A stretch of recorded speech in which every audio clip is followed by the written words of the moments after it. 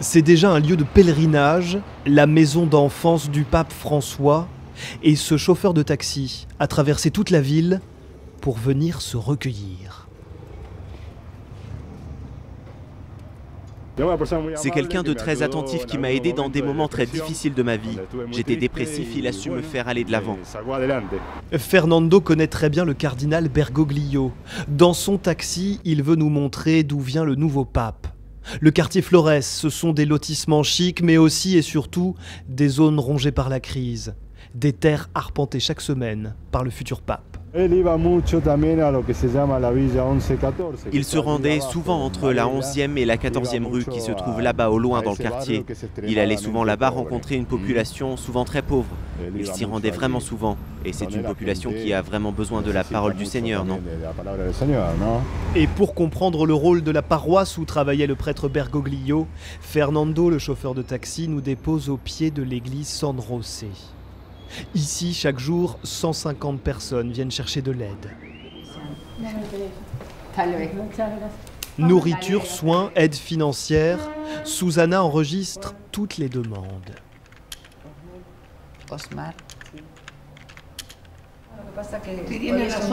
Le mot d'ordre depuis des années, nous dit-elle, c'est le cardinal Bergoglio qui l'a imposé. Il parlait tout le temps des pauvres. Il se rendait dans des rues très défavorisées et pendant la Semaine Sainte, on pouvait le voir arpenter ces quartiers difficiles ou encore se rendre en prison. Il allait dans ces endroits-là avec cette image de quelqu'un qui affiche un profil bas. Il n'avait pas de chauffeur, pas de conducteur, rien. Il était toujours indépendant. Il se trimballait seul avec son cartable. Et son message avant tout, c'était pour les plus nécessiteux. Avant tout pour ceux qui n'ont rien. Si vous écoutiez les sermons qu'il donnait à la cathédrale, il parlait directement aux enfants, aux personnes tombées dans la drogue. C'est à ces gens-là qu'il parlait.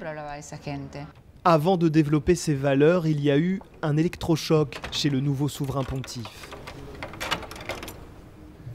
Et Susana va nous l'expliquer dans quelques instants. À l'intérieur de l'église, un confessionnal en bois. C'est ici que le futur pape a eu une révélation. Un jour, il est venu se confesser ici. Il était avec un prêtre qui le suivait à ce moment-là. Et c'est alors qu'il a eu l'intention de rentrer au séminaire, dans ce confessionnal. Vous vous rendez compte? C'est merveilleux.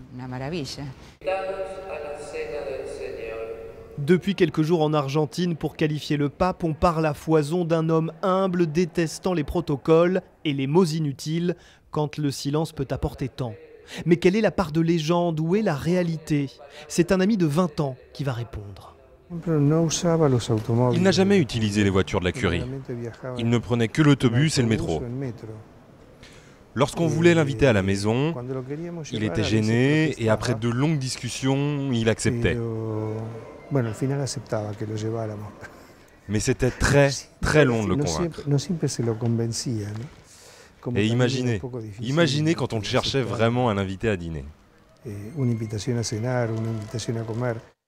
Buenos Aires, capitale d'un pays profondément catholique, plus de 70% de la population. Ici, l'église est très structurée, ses ramifications profondes. Certains critiquent un manque de courage pendant la dictature militaire. Le pape lui-même a-t-il été à la hauteur à cette époque? Depuis 3 jours, la polémique gronde. Mais nous ne rencontrerons personne pour accréditer cette thèse. Surtout pas dans cet établissement scolaire où le nouveau pape est perçu déjà comme un demi-dieu.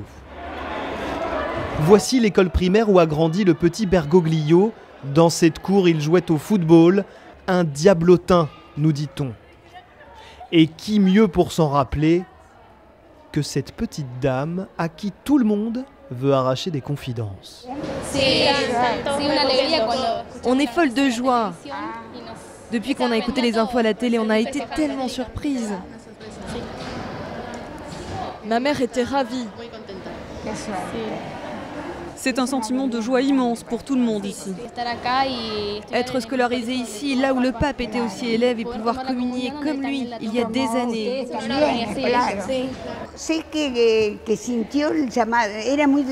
Jeune, il était déjà très porté sur la religion, toute la famille d'ailleurs. Il comprenait déjà que Dieu était au centre de la vie de l'Église. Il en a fait son choix. Qu'est-ce qu'il disait justement sur la religion à cette époque? Ce qu'il voulait, ce à quoi il se rattachait, c'était Saint François Xavier, un grand missionnaire, un apostolique issu de la congrégation des Jésuites. Ça lui donnait envie de faire pareil et de convertir les gens. C'est ici que le petit Bergoglio a passé sa première communion, ici qu'il a appris le catéchisme. Élève normal, niveau satisfaisant, c'est écrit sur le bulletin de notes. Les médias argentins cherchent bien un grain de sable, l'école n'en offre aucun. Et dans les rues de Buenos Aires, on veut déjà croire au miracle. À peine élu, ses affiches, le pape comparé à Perón, le géant de la politique argentine. Parallèle hasardeux dans un pays où les dieux les plus respectés, jusqu'alors, étaient les stars du football et non les patrons du Vatican.